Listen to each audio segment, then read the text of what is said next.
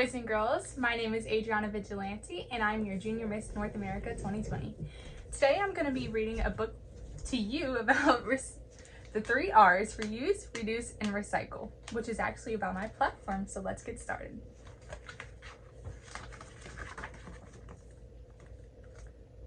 Do you know the letter R? It is the first letter in 3 words that teach us different ways to fight pollution. It is the R in reuse, reduce, and recycle. Do you know these words? Reuse things that are still in good shape, such as your big brother's jacket. Reduce the amount of things we throw away, such as paper cups. Recycle old things and make new ones, such as puppet out of an old sock. In the town where Paul lives, people throw their garbage bags into a garbage container at the corner.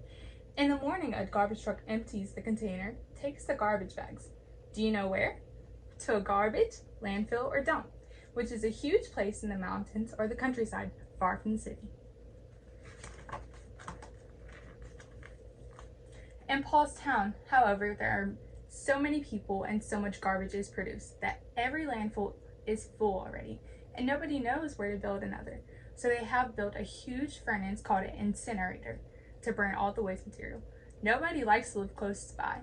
People think the smoke coming out of the chimney is harmful to plants, animals, and people. It's not a good place to burn. At Paul's school, they have talked about a huge amount of waste produced in just one day, and they have decided to reuse as many things as they can.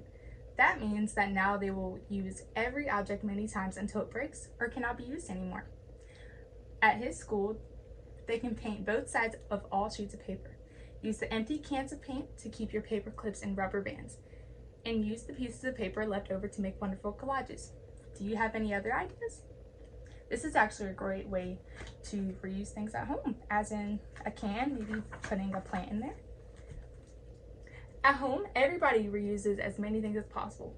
Paul wears t-shirts that his big brother has outgrown and also plays with many of his old toys. Can you guess how many objects on the right page may be used over and over? Paul's brother outgrew his bike, and now Paul rides it. And since he has no use for his tricycle anymore, he has passed it to his cousin. So let's see how many objects on the right page can be used over and over. This shirt can be used over and over. This shirt can too. The umbrella, rain. It's been raining a lot here. And book bags for school, of course, and many other things on this page. Something else we do at home and school is try not to waste water or electricity, because this way we help take care of our planet. It seems very little, but the drops of water from a leaking faucet could fill a bathtub in a day. So keep the water and lights off when they are not needed, of course.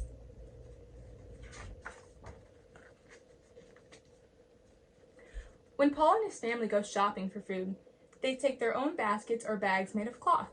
By doing that, they won't have to ask for plastic or paper bags at the supermarket, and reduce the amount of plastic and paper made by factories. Reducing means using very little, only what is needed.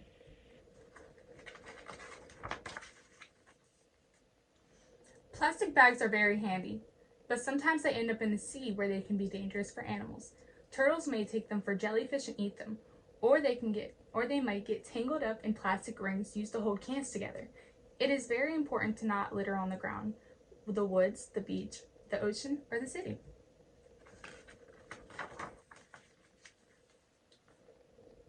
At Paul's school, they throw all paper and cardboard into a special street container. Then trucks pick up everything and take it to a paper mill, where used paper, cardboard is shredded and washed until it becomes a pulp that is wet and soft.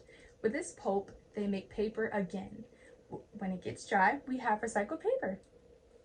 I think that is very unique and cool. I'd love to try it. Practically everything can be recycled. Paper, cardboard, plastic objects, glass, and cans. All these things are first shredded, ground, or pulped, and then they go through different processes that make new drinking cans, glasses, bottles, plastic containers. At school, we make paper paste out of torn and wet old papers. Things made with boxes and paper paste. Fun fact, I've actually made one of these in my art class before. It's very fun. Paul's parents have told him that the food scraps can also be recycled. All food that otherwise would be wasted can be made into fertilizer, which is food for plants. The fertilizer produced this way is called compost. The banana peels and lemon rinds Paul has just thrown into the garbage may become food for plants, like all food scraps. That's great.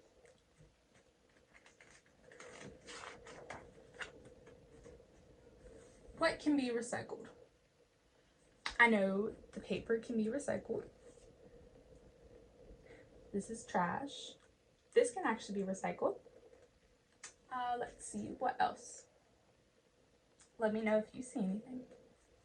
Bottle, a can, a towel. But if we want to recycle, we have to put the waste in special containers. Now in the kitchen at Paul's home, there is a container for things made of plastic, metal, or glass, and other for all the other garbage. Also, all newspapers and magazines are neatly tied in packages so they can also be recycled.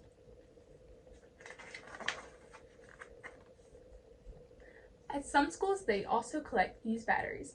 The children have been told batteries may not be recycled and they pollute a lot, so it is very important not to throw them in the garbage. That's why the children have made a special container for them. Once it is full, they will take it to a recycling center, where the metal from the batteries will be used to make new ones. The drawings to decorate the container are work of Paul's class. Nice job, isn't it?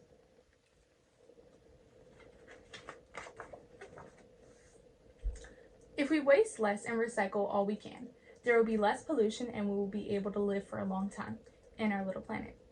Breathing smokeless air, swimming in clear water, strolling through woods and countryside free from garbage. Paul thinks it's worth the effort. How about you? The end. So I hope this book gives you a little bit of info on recycling, reducing, and reusing things.